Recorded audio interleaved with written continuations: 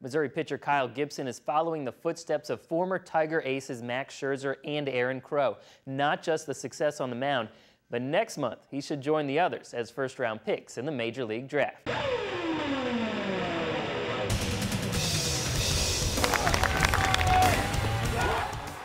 Kyle Gibson is a flame-throwing pitcher, a fiery leader, and the ace of the Tigers' pitching staff.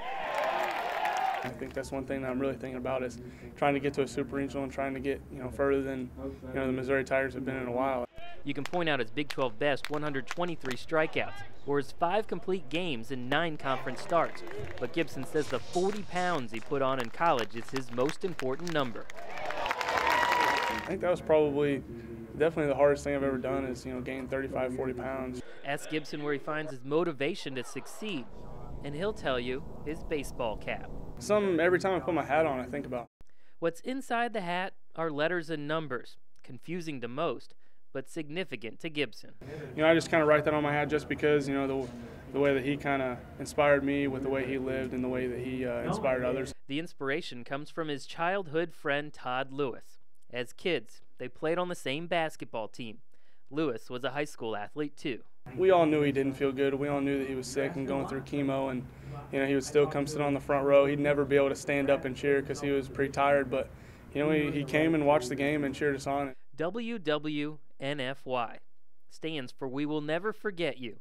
Todd Michael Lewis, TML, died on 10/24/06. We never really thought he'd lose the battle just because he was in remission in the summer before he went to college, and then he just got sick again and the cancer came back in August and September. Recently, Gibson gave his glove to the Lewis family. It has the same WWNFY on it.